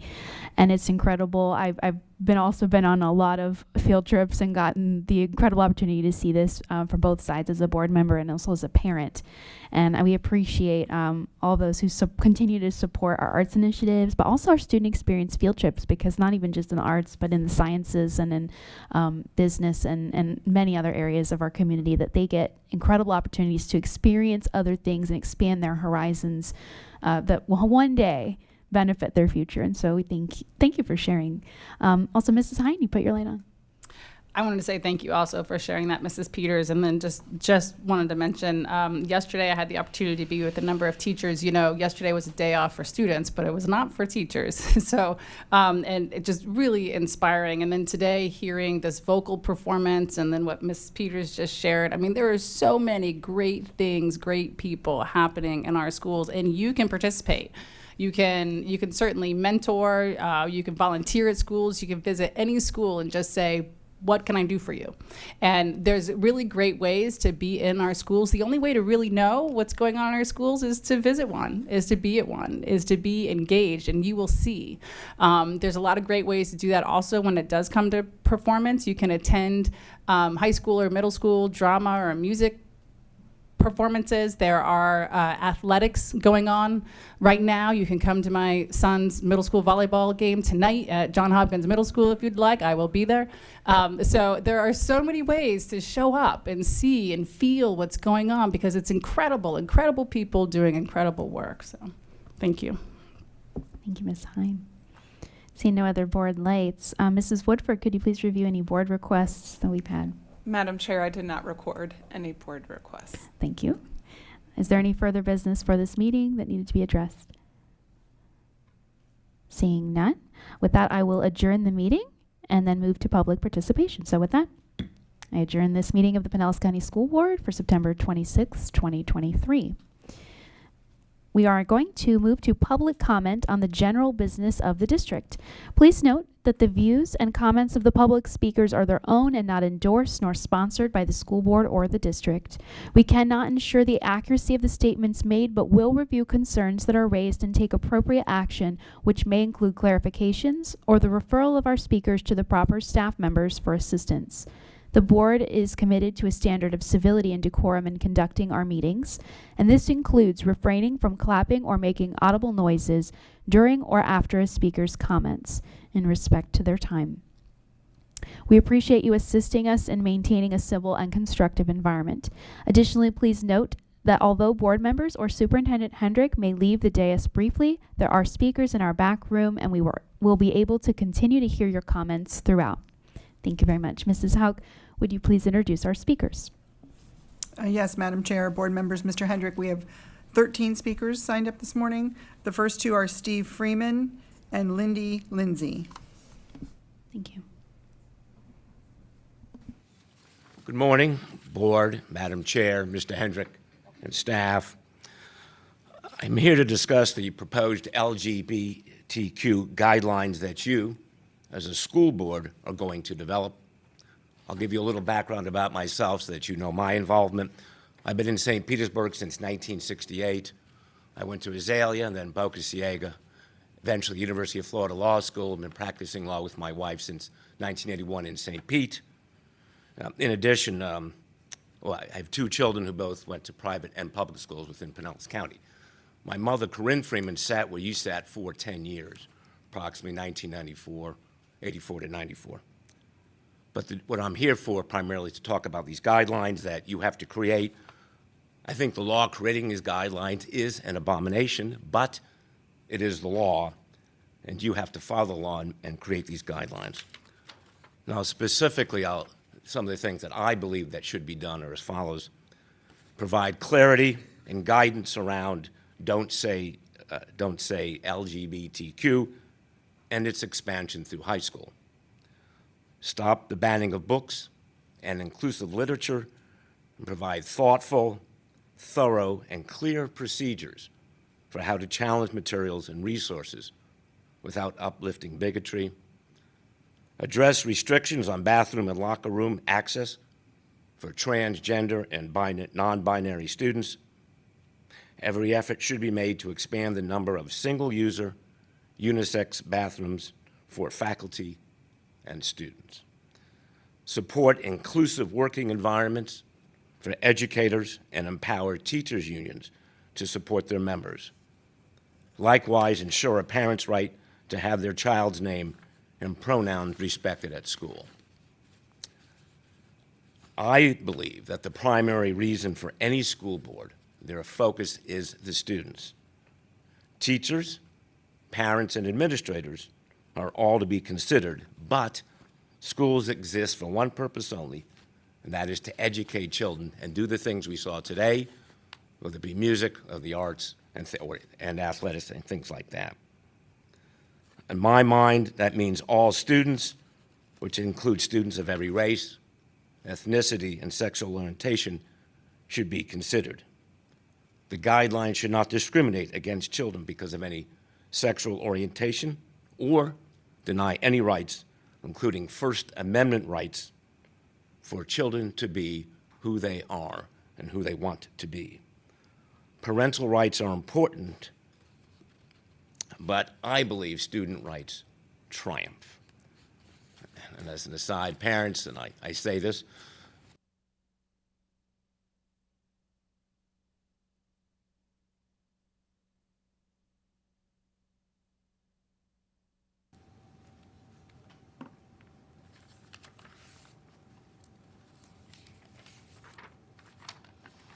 Good morning. My name is Lindy Lindsay, and I'm a fan of the public school system. I have volunteered in the schools all throughout my two boys' education and in all the schools. I have been a homeroom mom, a library assistant, fundraiser, PTA president. So I get how much books mean to kids. How I discovered this was in the second grade. I had a maid of honor who insisted that I go to public school, and I had wanted to go to private school. She kept telling me what all the public school system offered, the opportunities. And if my boys were gifted, then the opportunities even expanded even more. So I noticed this in second grade at public school when I was taking the kids that were below reading levels. And my son, my youngest son, with an IQ of 146, was in that group. A book came out that year, and it was called Harry Potter series. I had 9 boys and three girls, and we had attention just like that. I read the book in advance, and I knew when Harry was getting ready to jump on his broom, and I closed the book. And I said, okay, kids, you'll have to find out what happens. That let me know what kids were truly lazy, as my son was, or those that really needed help. From that point on, we went to Captain Underpants, another of the school's banned books. I simply don't get it. And by the way, I'm so happy for listening for my maid of honor. You may know her, Susan Latvala. And she knew the educational system.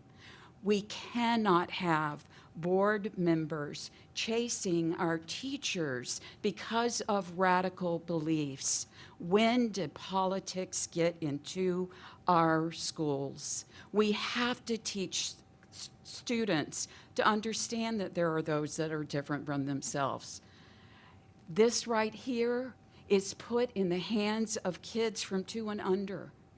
You might want to ban books, but they'll find worse things here. Thank you. The next 2 speakers are Mark Clutho and Lee Bryant.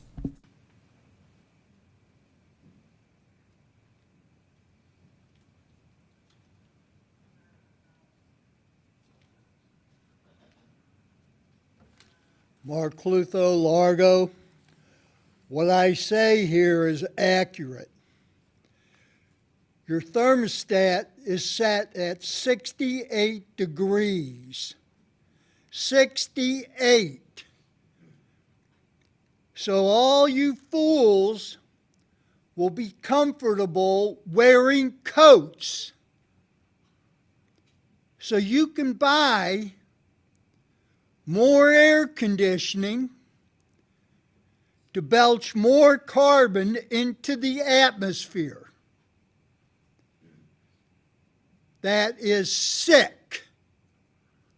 The thermostat at our house is set at 79. You people are just disgusting.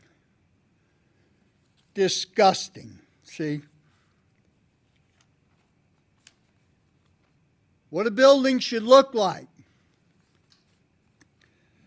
Winston Churchill said, "We shape our buildings, thereafter they shape us," in 1960.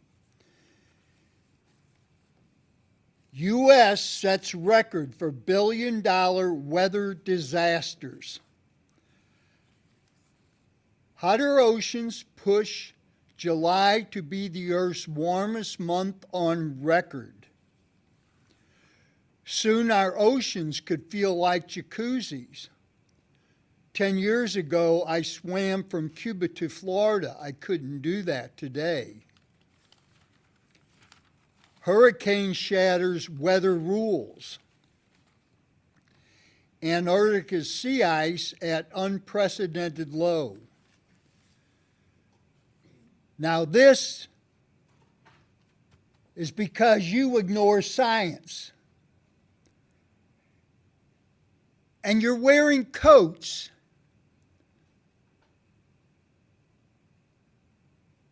when it's blazing hot outside. You can't get the uniform of the day right. These are words I learned when I was in the Army in 1968. Uniform of the day. This is 2023. Thermostat set at 68. Well, what we have here is ineptness, incompetence, and most importantly, irresponsibility.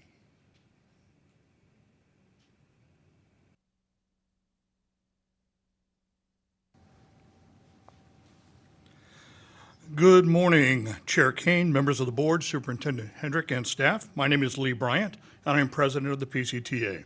This is my 29th year in Pinellas County Schools, and I've never seen so many educators at such a breaking point so early in the year.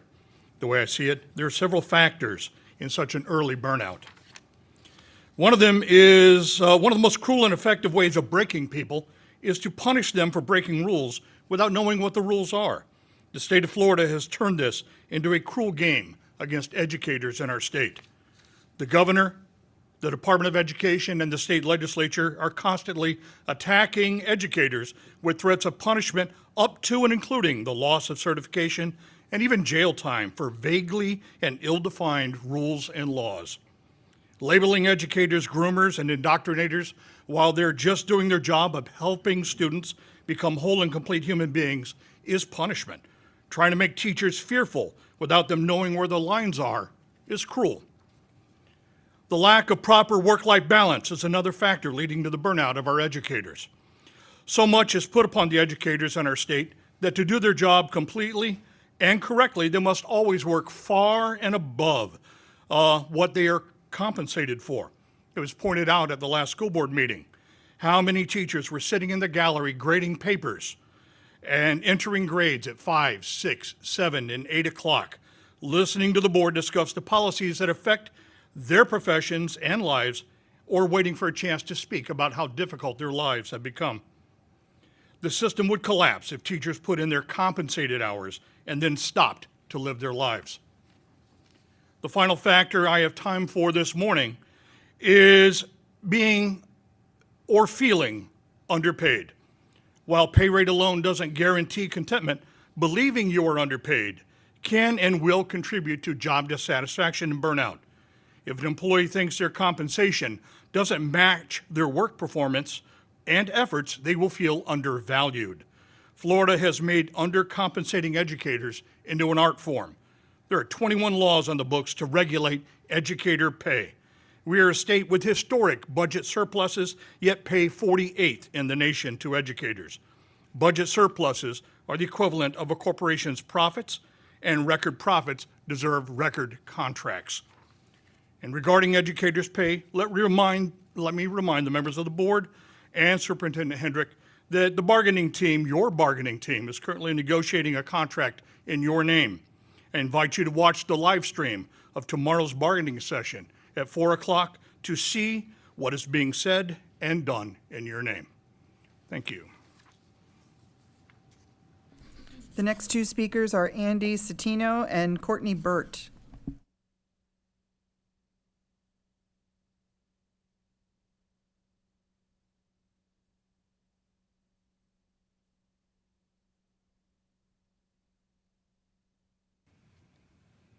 Good morning, everyone.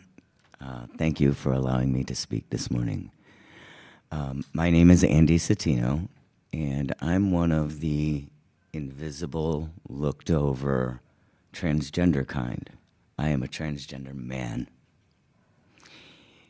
And now most of you wouldn't know that unless I said it to you. And I make this point because much of the anti-trans bills and laws that come out are speaking only to or specifically to transgender women.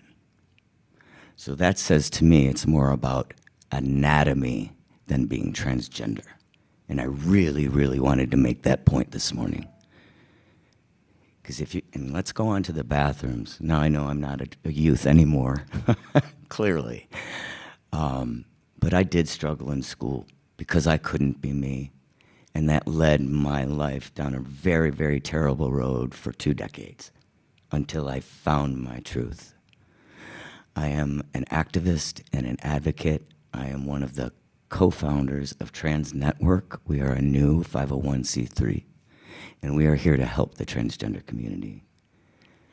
I can't explain to you what it's like. Even I've been transitioned for 20 years.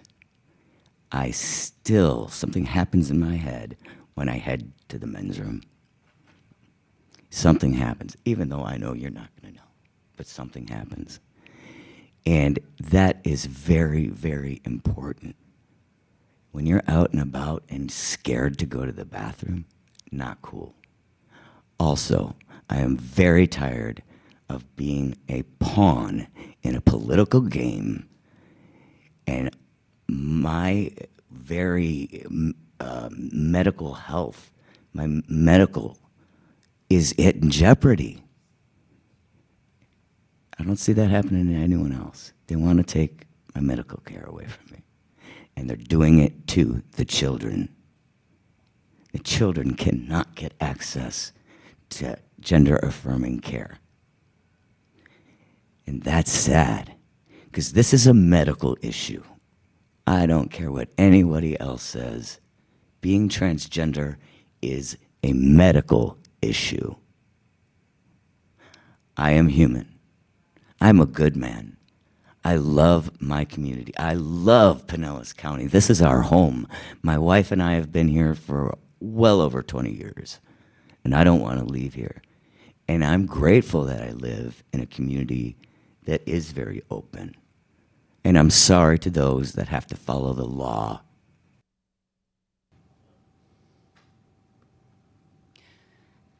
Good morning, everyone. My name is Courtney Burt. For more than 2 decades, I have been a trusted leader within the public health space for community.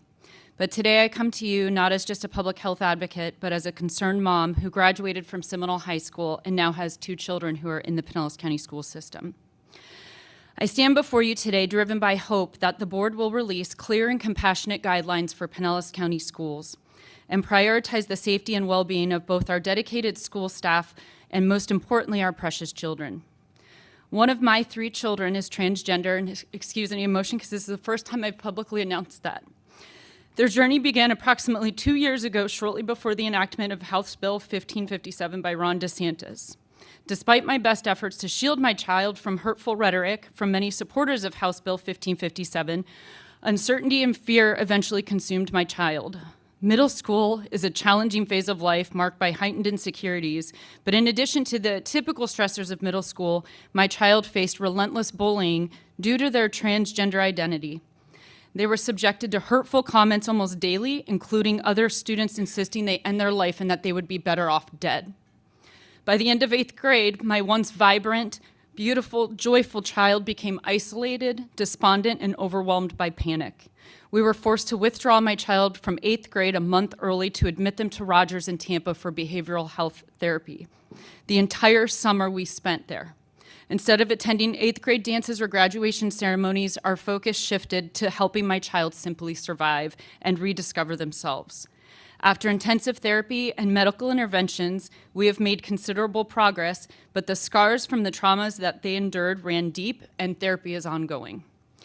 Much of the bullying my child endured resulted from several school staff refusing to use their chosen names that my child pleaded or I pleaded for. So how were my rights validated? A safe school environment should be one where teaching and learning remain untainted by political agendas. It should be an environment where every child has their needs met regardless of their race, ethnicity, gender, orientation. Schools should be places of inclusivity where no form of discrimination or promotion of hatred is tolerated. Policies that support either of these, even if indirectly, have no place in our education system. Every child should have the right to be addressed by their chosen name and receive an educational experience that supports their identity. Leading medical authorities such as the AMA, Academy of Pediatrics, and others unanimously agree youth should receive affirming care. Yet politicians who have no expertise in the areas are crafting policies that threaten irreparable harm to our children's mental health. I implore you to please do what is right. Protect children like mine and the 95,000 others in Pinellas County School with clear guidelines. The next two speakers are Tawny Thompson and Caroline Hewerman.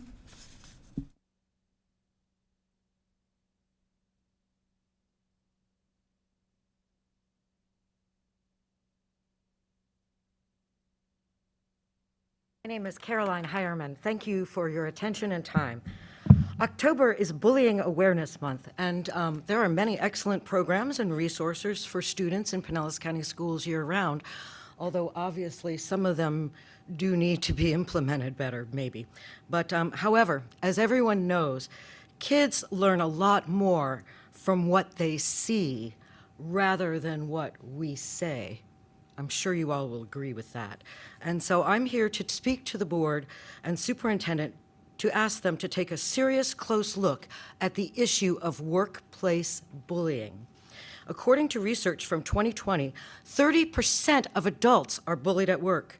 In addition, I found in my research that teachers are the second most bullied profession right after nurses.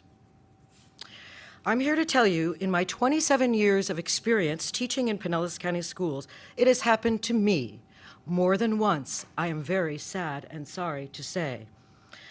And I have personally witnessed and been a victim of toxic work environments in Pinellas County Schools.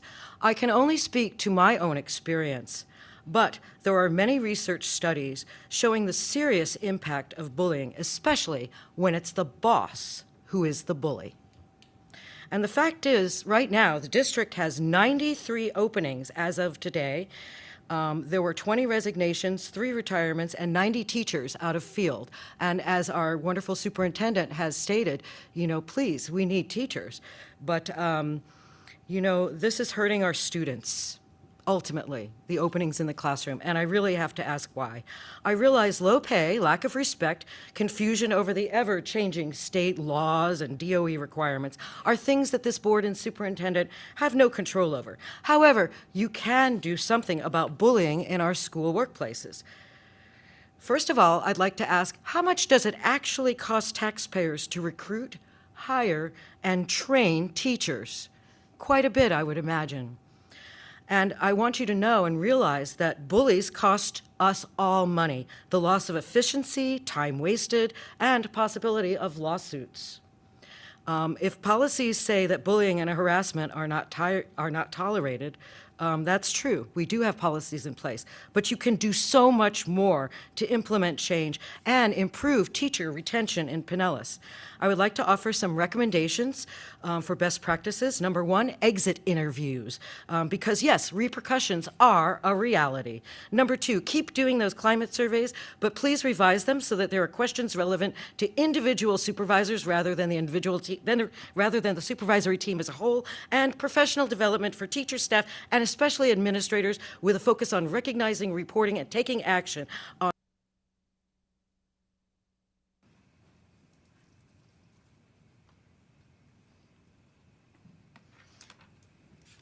Hi, my name is Tawny. I'm a Pinellas native. I'm non-binary, and I am a parent to 2 school-age kids. My children have attended, and I have volunteered in 5 different Pinellas County schools. The teachers are overworked and underpaid. Asking them to trust that you trust their judgment without offering clear guidelines add additional layers of stress and discomfort. The teachers and school staff do and shouldn't have to choose between supporting the development of LGBTQ+ students and their job security. Teachers are scared, they want to protect and serve their students, and they don't deserve to feel as if they're putting themselves, their careers, and therefore their own families at risk. Please offer these school staff members peace by creating clarity as soon as possible. Their job is challenging enough without wading through the muddy waters alone. I would also like to remind you, especially David Kaspersky, that there's a large power discrepancy in this room, and speaking up for students, especially homeless ones, and their families is brave, bold work. Interrupting feminine presenting speakers during their very limited time is rude, and the unnecessary use of power is noticed. Thank you. The next two speakers are Aunt Avilia and Nicole St. Ledger.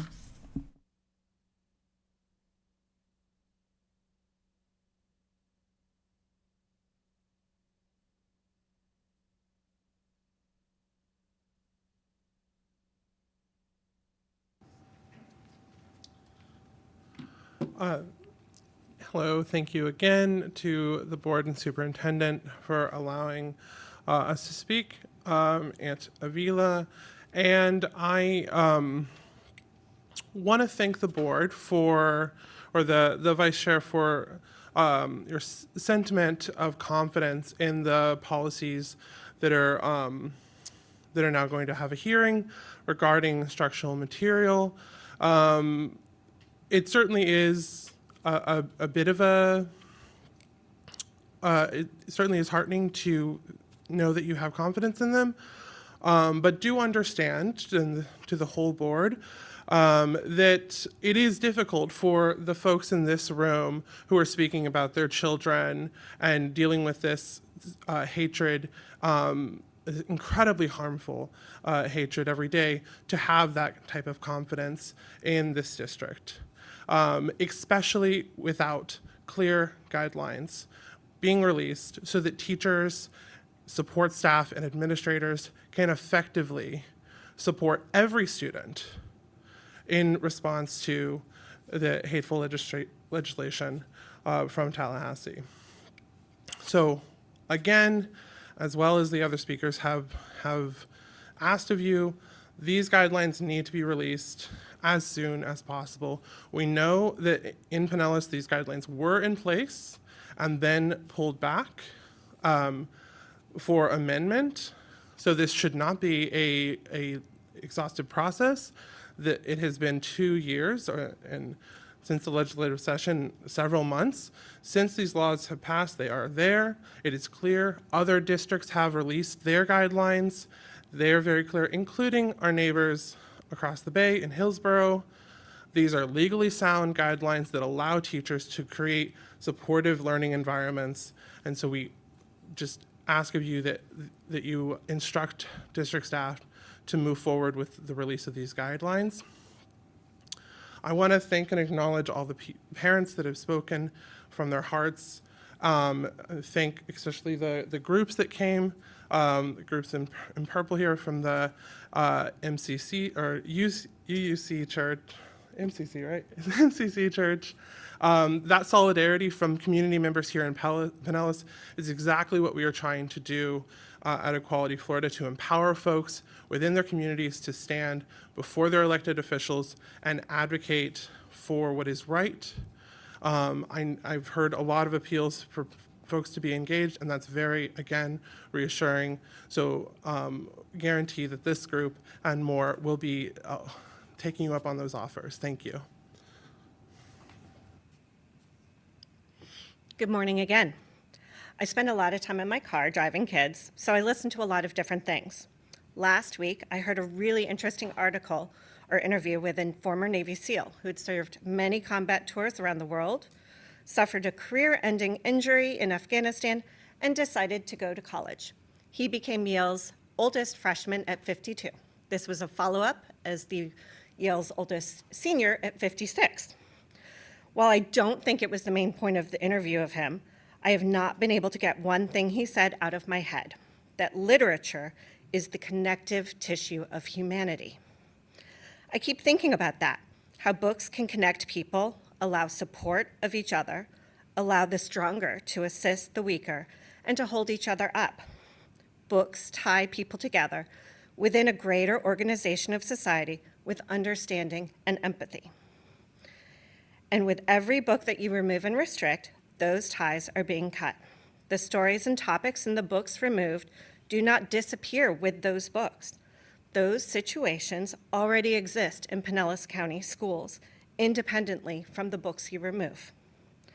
I think about when you pulled the bluest eye, and the teacher spoke here at a school board meeting about having a student who was pregnant from incest. When the term inappropriate sexual content is used to remove or restrict book after book, I think about the inappropriate sexual content that has been sent to my daughters and their classmates, female classmates, by their male classmates of unsolicited photographs of the male classmates' body parts. Pinellas County has had at least 3 deaths by suicide of school-aged children within the last 16 months, with at least 1 more of a recent graduate. Each of those deaths touched the entire cohort of students who are connected to them. And that cohort needs to have support and tools to help them process what has happened. Books are not causing this. You pulled the book Traffic last week to err on the side of caution regarding the sensitive topic of sexual trafficking. I think of the family I know who had to pull their child from Pinellas County Schools because a fellow student was grooming their child to be trafficked in the school that they attended. Our children are not being introduced to these topics through books. These books are being written for our young adults because these topics are already in their lives. In removing and restricting books to protect our children, you are not actually achieving that goal. Children are not safer because the books are removed. They are losing tools that help develop critical thinking and understanding of the world around them. The connective tissue is being severed that connects them to the parents and teachers. The next 2 speakers are Brendan Park and Elizabeth Braden.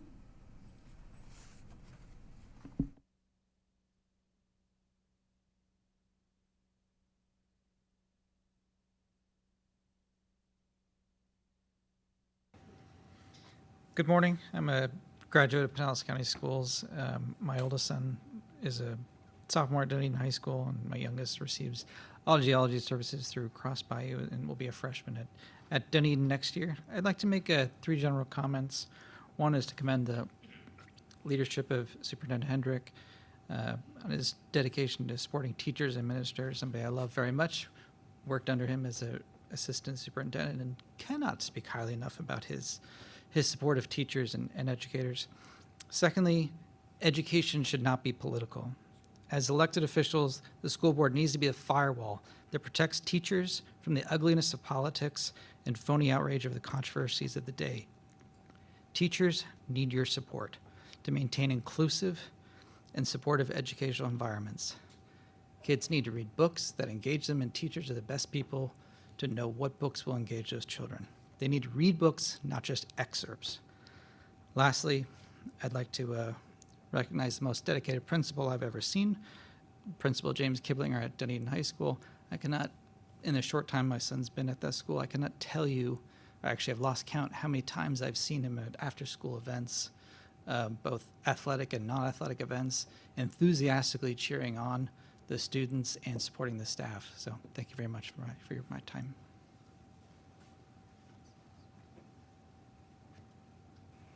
Good morning. Thank you for letting me speak today. My name is Betsy Braden. Both of my kids went to Florida Public Schools. One is at Florida State.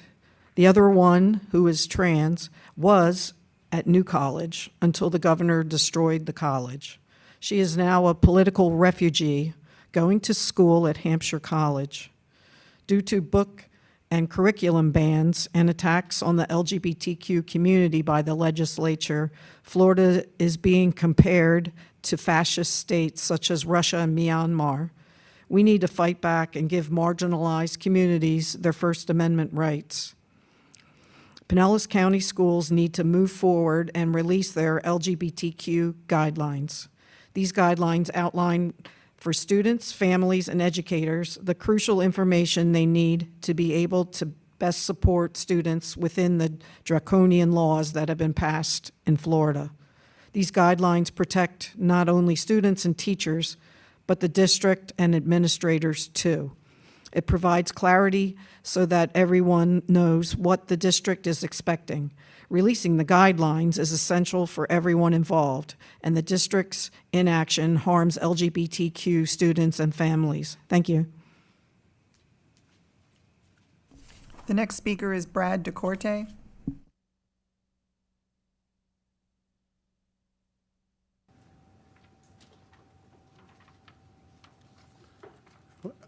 Good morning. My name is Brad DeCordy, and thank you for letting us speak.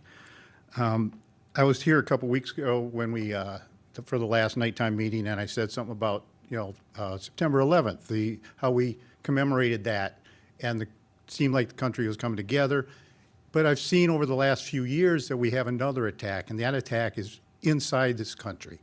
We are attacking innocent children, putting schools in the middle of a conflict that they don't need to be in.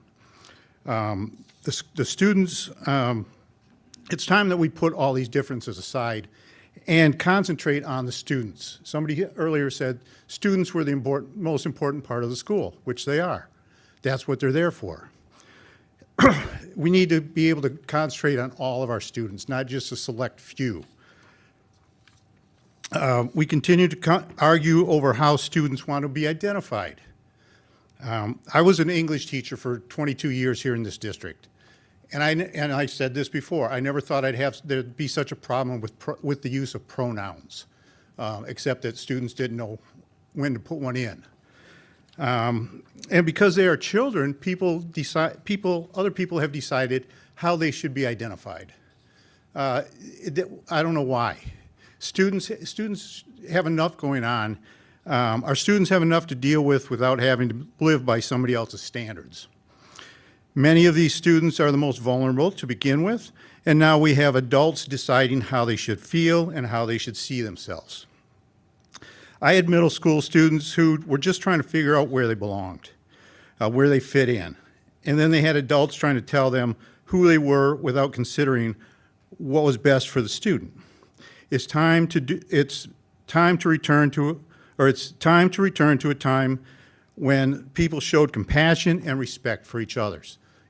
And that goes further than just the students, that goes to the teachers. I heard somebody talking about teachers being bullied. People think that they can teach in a classroom because they went to school at one time. It doesn't work that way. Then they said, we'll put veterans in the classrooms. I am a veteran, okay, and I was a teacher. Neither of those positions, got me ready for the other one. Being in the Navy did not prepare me for being in a classroom with middle school students.